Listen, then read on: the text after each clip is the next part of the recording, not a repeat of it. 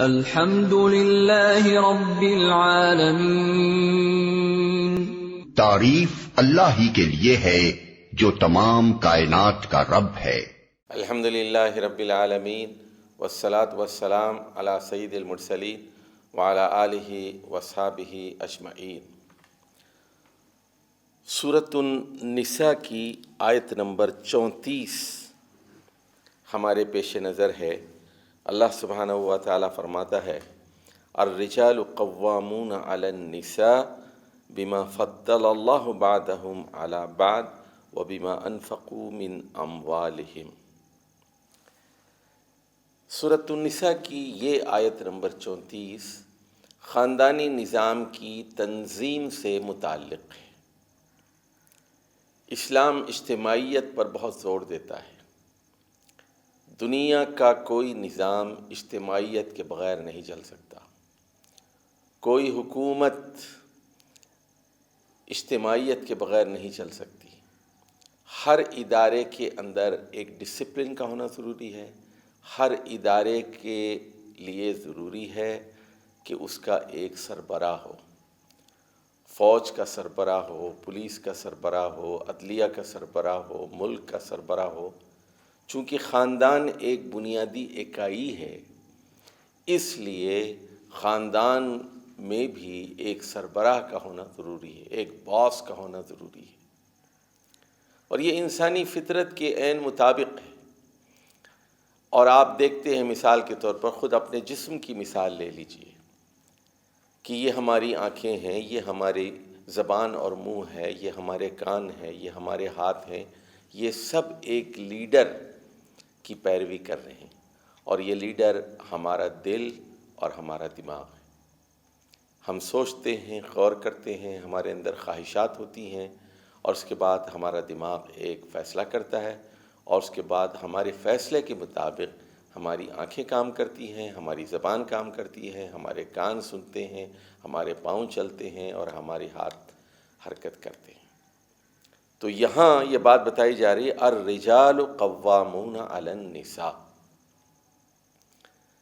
بیویوں پر مرد قوام ہے، مرد ہی خاندان کا سربراہ۔ قوام، پہلے اس لفظ کو سمجھنے کی کوشش کرتے۔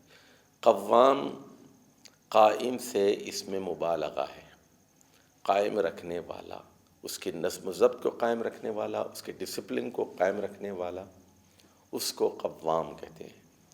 تو اللہ تعالیٰ مردوں کا بھی خالق ہے اور عورتوں کا بھی خالق ہے۔ مرد بھی ایک انسان ہے اور عورتیں بھی انسان ہیں۔ عورت کے اندر سے مرد پیدا ہوتا ہے اور مرد کے اندر سے عورت۔ اسی لیے یعنی اولاد ماں باپ کا حصہ ہوتی ہے، اور شادی کے نتیجے میں افزائش نسل ہوتی ہے، بچے پیدا ہوتے ہیں۔ تو عورتوں سے مرد ہیں، مرد سے عورتیں ہیں۔ آدم کی پسلی سے حوا کو پیدا کیا گیا، اور ہم سب دنیا کے اندر جتنے انسان بستے ہیں یہ آدم اور حوا کی اولاد ہے۔ تو لیکن اللہ تعالیٰ کا ایک عجیب نظام ہے کہ عورتوں کی ساخت مردوں کی ساخت سے مختلف ہوتی ہے۔ اگر دنیا کے تمام انسانوں کی ایوریج لمبائی، ہائٹ کو اگر آپ دیکھیے یا عورتوں کی لمبائی کو، تو دیکھیں گے آپ کہ مرد کی ہائٹ عموماً 4-5 انچ زیادہ ہوتی ہے۔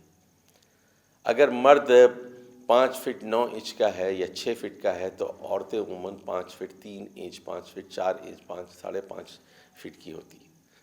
تو اسی طرح بحیثیت مجموعی اگر 100 مردوں کو لے لیں آپ، 100 عورتوں کو لے لیں، مرد قوی ہوتا ہے۔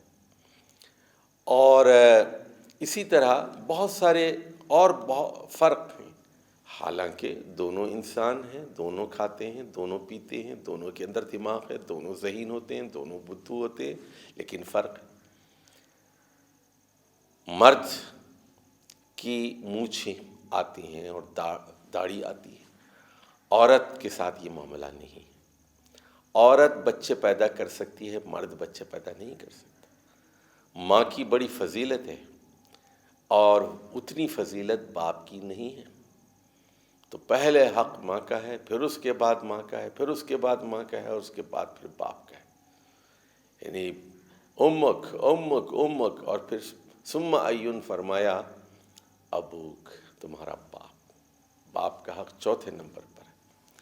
تو بعض چیزیں ایسی ہیں، وہ ماں کی فضیلت اسی لیے ہے کہ وہ خاتون ہے، وہ تکلیف سے حمل کو 9 مہینے اٹھائے پھرتی ہے، وہ تکلیف سے اس کو جنتی ہے، اور پھر اس کے بعد یہ کہ وہ 2 سال تک دودھ پلاتی ہے.